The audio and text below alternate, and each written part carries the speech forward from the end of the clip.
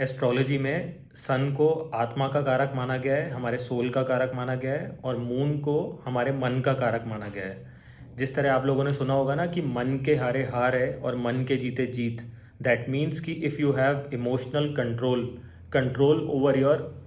Emotions, तो आप life में कुछ भी अचीव कर सकते हैं। क्योंकि आप कितनी भी हिम्मत रख लें, सब कुछ रख लें, जो इंसान अपने मन से टूट जाए तो फिर वो जो भी हासिल किया हुआ था मुकाम उससे नीचे आ सकता है और एक डिप्रेशन की तरफ भी ऐसे लोग जा सकते हैं। तो आइए हम बात करते हैं, अगर मून किसी का फर्स्ट हाउस में बैठा है तो इस तरह के लोग जो होते हैं बहुत ही फोटोजेनिक हो गए। एक होता है ना कि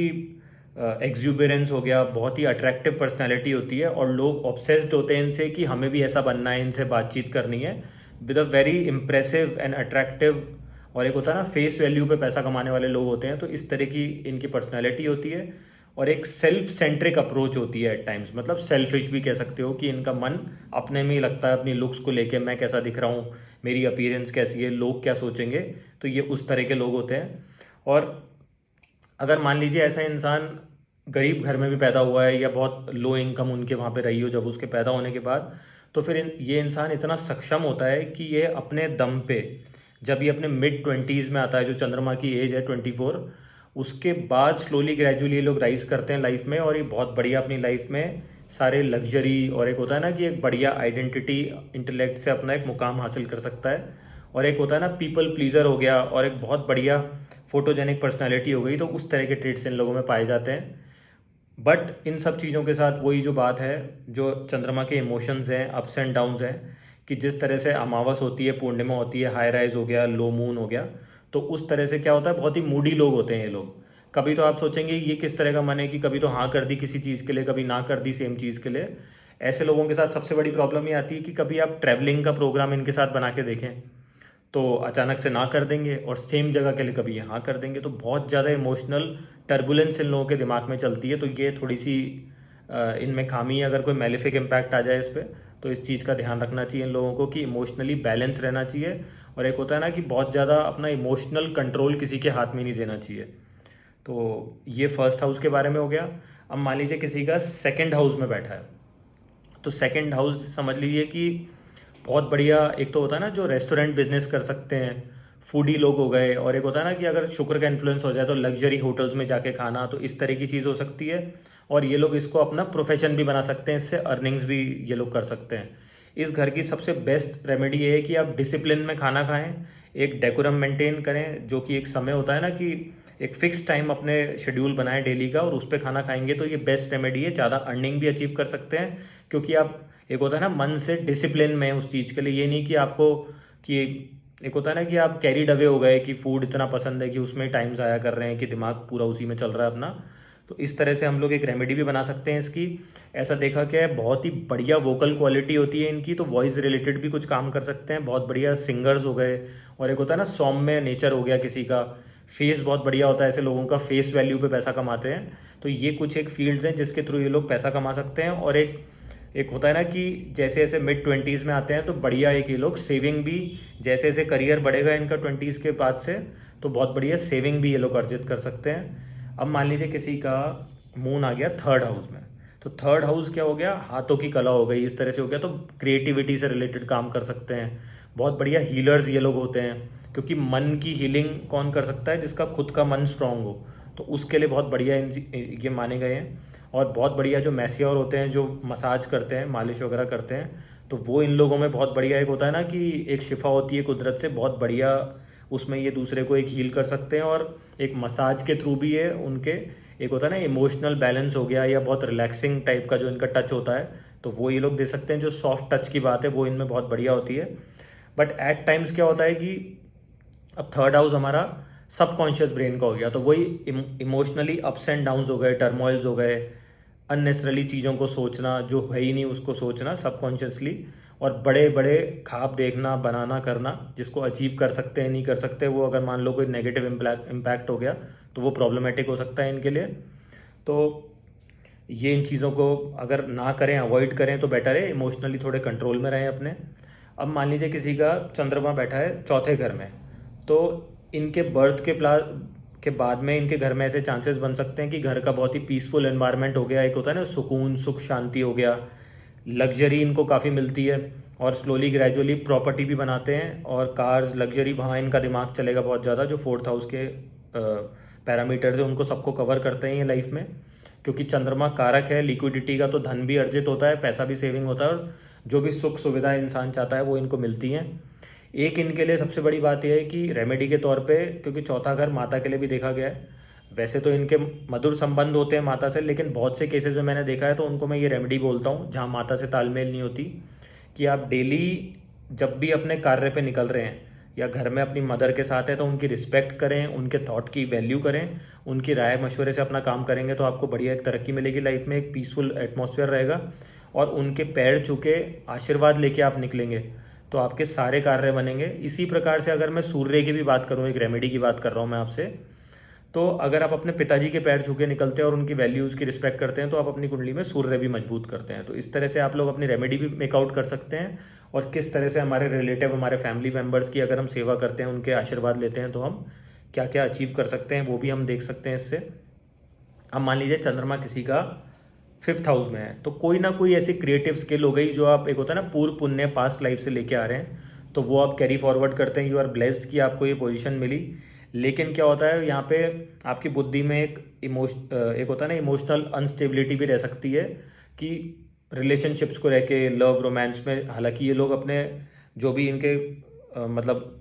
लव रोमांस वाला पार्टनर है उसकी, एक होता है ना कि क्वीन की तरह रखेंगे उसको, या लड़की राजा की तरह रखेगी, मतलब रिस्पेक्ट बहुत करते हैं, प्यार से रखते हैं, लेकिन कई बार अगर मेलिफिक इम्पैक्ट हो जाए तो इनका मन मल्टीपल रिलेशनशिप्स की तरफ भी जा सकता है, विच इज़ नॉट गुड। आप अपना अल्टीमेटली शुक्र भी खराब कर रहे हैं, और इस केस में दिमाग खराब करेंगे तो आपका चंद्रमा खराब हो जाएगा, तो उस चीज़ को ध्यान रखें।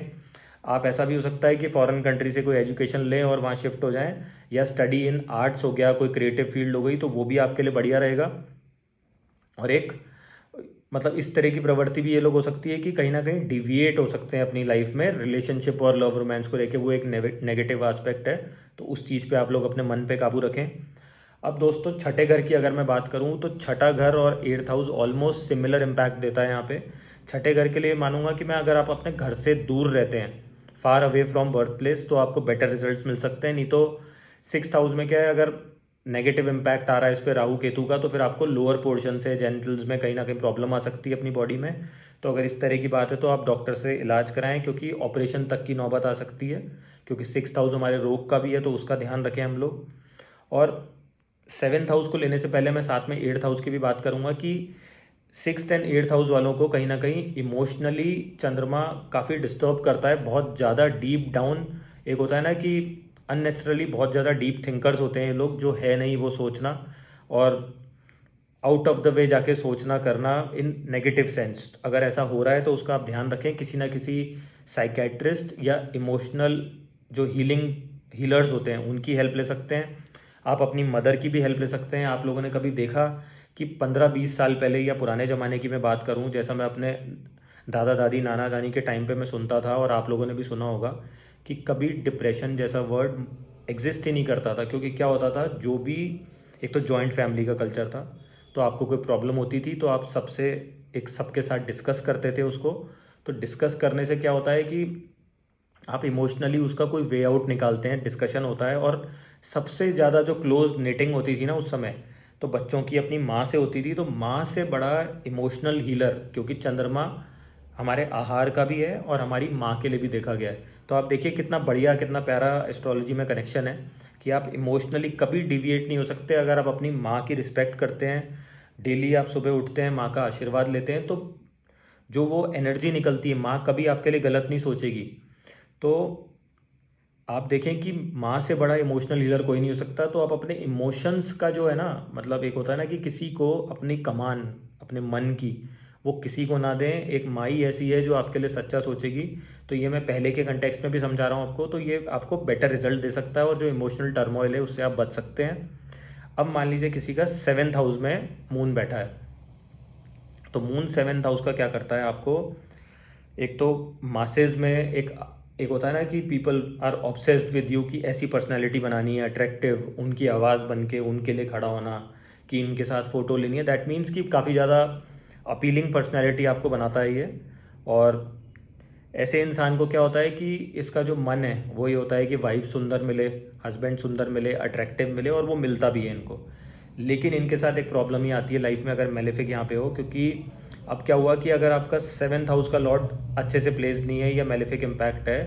तो ये इंसान की पूरी जो लाइफ का एक जो मोटो होता है ना, वो ये हो जाता है कि मदर और वाइफ के जो मन की मानसिकता है उसके बैलेंस बनाने में निकल जाता है। तो अब देखिए, हर हर हाउस का कुछ प्लसेस भी हैं, कुछ माइनस भी हैं, अगर वहाँ पे कोई ग्रह बैठा है तो उसके बारे में। तो लेकिन इन अप्स एंड डाउन्स के बाद भी ये इसको पैसा, स्टेबिलिटी अपने करियर में काफ़ी मिलती है, तो उस चीज़ के लिए आप निश्चिंत रहें। अब मान लीजिए किसी का चंद्रमा बैठा है आपके 9th हाउस में, तो देखिए 9th हाउस हो गया हमारा, एक तो ऐसा बोला गया है किताबों में जो वैदिक वो हैं कि आप जो भी ऐसा नेटिव पैदा हुआ है तो ये एक तरह से आपने मोती दान करें कि ऐसा बच्चा आपके घर में पैदा हुआ है। क्योंकि अगर आप कितने भी डाउनफॉल और कितने भी लो टाइम से निकल रहे थे, तो ऐसे बच्चे के होने के बाद मैंने बहुत सी कुंडलियों में देखा है कि माँ बाप ने बहुत तरक्की करी है, उनके फादर ने बहुत तरक्की करी है। और ऐसा भी देखा गया है कि उनके फादर, एक होता है ना कि देवी माँ को मानने वाले या धर्म कर्म करने वाले, और ये जहाँ तक खुद भी सौम्य प्रवृत्ति का, बड़ों का आदर सम्मान करने का। और एक होता है ना कि जैसे ही ये 24 की एज होगा और मिड 20s में जब ये अपना एफर्ट, और एक होता है ना वर्चस्व, आदमी अपना कंट्रोल संभालता है अपने काम पे, तो ये अपनी फैमिली को एक राइज लेके जाता है, और जो भी लग्जरी, सुख सुविधा और धर्म कर्म सबको मानने वाला इस तरह का इंसान ये होता है। तो ये बहुत ही बढ़िया एक पॉजिटिव पोजीशन मानी गई है। अब मान लीजिए किसी का 10th हाउस में बैठा है, तो अगेन आप देखें, जिस तरह से मैंने आपको एग्जांपल दिया था कि चंद्रमा अप्स एंड डाउन्स चलते हैं, अमावस हो गई, पूर्णिमा हो गई, फुल मून एंड अंधेरा, तो उसी से अगर हम एक क्लू लेके चलें कि आप हमेशा ट्रांसफॉर्मेटिव मोड में रहें, अगर आपका 10th हाउस का चंद्रमा है, तो उससे क्या बेस्ट चीज़ ये होगी कि एक तो आप मल्टीपल जो चीज़ सोचने का चंद्रमा का काम है, अगर उस एनर्जी के सिंक में चलेंगे, एक ट्रांसफॉर्मेटिव मोड में रहेंगे कि कई सारे आपके पास ऑप्शंस है, क्योंकि आपके फ्लक्चुएशंस आने ज़रूरी हैं, ऐसा होगा ही होगा अगर आपका चंद्रमा 10th हाउस का है। तो बेटर है कि आप इस तरह का कोई काम करें जिसको करने से आपके मन को एक होता है ना कि मन से खुशी मिल रही है वो काम करने से, कैसे कोई हॉबी का काम हो गया या क्रिएटिव फील्ड हो गया, तो उस तरह का काम कर सकते हैं। आर्टिस्ट हो गए आप, कला का काम हो गया, फूड का काम हो गया। और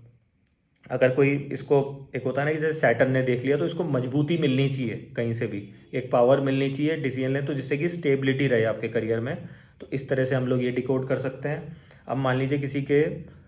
11th हाउस में बैठा है आपका चंद्रमा, तो देखिए बहुत बिग डिसीजंस लेते हैं ये लोग लाइफ में, एक बहुत बिग डिज़ायर्स होती हैं इनकी, और उसको फुलफिल करने के लिए मेहनत भी करते हैं। लेकिन इनको भी मैं ये कहता हूँ कि आप मल्टीपल ऑप्शंस रखो अपने काम के, क्योंकि आपको डिज़ायर फुलफिलमेंट में, प्रॉफिट में, गेन्स में, इनकम में बहुत बार लाइफ में ऐसा होगा कि अप्स एंड डाउन्स आएंगे। तो वो एक तरह का क्या होता है, मेंटल ट्रॉमा देता है ऐसे इंसान को, परेशानी भी हो सकती है। और एक जो बहुत डीप बात यहाँ पे है कि ये दोस्तों से धोखा खा सकते हैं लाइफ में। तो कभी भी दोस्तों को इतना अपना इमोशनल बॉडी का कंट्रोल ना दें। जो मैंने आपको पहले भी बोला कि मदर को ही दोस्त बनाएं, मदर से बड़ा सपोर्ट सिस्टम, मदर से बड़ा इमोशनल हीलर कोई हो नहीं सकता। ऐसा मैंने 90% केसेस में देखा है, 10% में कह नहीं सकता, सबका अपना अपना नेचर है, उनकी भी हॉरोस्कोप देखनी पड़ेगी तो हम कह सकते हैं। लेकिन क्या होता है कि जो एक जो आपके दिल से जुड़े हुए दोस्त होंगे ना, मन से, तो वो बहुत रेयरली मिलते हैं, क्योंकि अब जो समाज चल रहा है, कलयुग का टाइम है, तो आप लोग इस तरह के लोग क्या होता है, ये डिसाइड नहीं कर पाते कि ये मेरे से मतलब के लिए मिल रहा है, और अगर इस पर नेगेटिव इम्पैक्ट आ जाए तो इनको ये डिसीजन मेकिंग नहीं हो पाती कि भाई ये कोई मतलब के लिए जुड़ रहा है या एक्चुअल में मेरे से इमोशनली जुड़ रहा है। तो ये बहुत इनके लिए प्रॉब्लमेटिक हो जाता है। और यही यहाँ पे सौम्य ग्रह आ जाए तो ये जज तो कर लेते हैं, लेकिन कि भाई ये मेरा दोस्त है दिल से, लेकिन स्टिल ये लोग धोखा खाते हैं लाइफ में। तो उस चीज़ का ध्यान रखें जिससे कि कोई इमोशनल टर्मोइल आपको ना हो, आप इमोशनली डिस्टर्ब ना हो। अब मान लीजिए किसी का चंद्रमा 12th हाउस में बैठा है, तो 12th हाउस का जो भी एनर्जी है, सिग्निफिकेंस है, उसके सिंक में ये लोग होते हैं कि विदेश जाना है,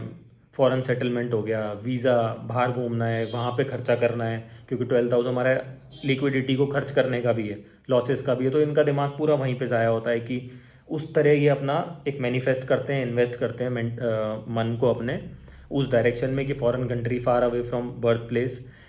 जो लोग इस चैनल पे पुराने हैं उन्होंने देखा होगा, बहुत से लोगों को 12th हाउस से रिलेटेड मैंने रेमेडी भी लिख के दी थी, और रेमेडी के बारे में बताता भी हूँ कि अगर आप उस एनर्जी की जो 12th हाउस में जा रहा है, अब इस केस में आपका मन वहीं लग रहा है, तो आप अगर उसके सिंक में चले जाएं, ऑलरेडी उसको यूज़ कर लें, तो आप डिप्रेशन, एंग्जाइटी इससे बचेंगे, क्योंकि आप आपने पूरी अपनी पुरजोर, एक होता है ना मैनिफेस्टेशन, उस डायरेक्शन में कर दी, तो ये बेटर रहेगा आपके लिए। और बहुत सी बार ऐसा भी देखा गया है कि एक होता है ना ऐसा इंसान, डीप डाउन मेडिटेशन हो गया, हीलर्स हो गए, योगा प्रैक्टिसेस करते हैं, तो ये बहुत उन लोगों के लिए बहुत बढ़िया पोजीशन मानी गई है। और एस्ट्रोलॉजी को भी एक हीलिंग प्रोसेस, डिस्कशन, या मान लो कि आप जैसे एक होता है ना माइंड सेट से किसी को इम्प्रूव करना, हीलिंग करना, तो ये बहुत बढ़िया उसके लिए लोकेशन है, जो इस तरह से इसको व्यवसाय में भी यूज़ कर सकते हैं। दोस्तों, वीडियो के एंड तक बने रहने के लिए आप सबका धन्यवाद।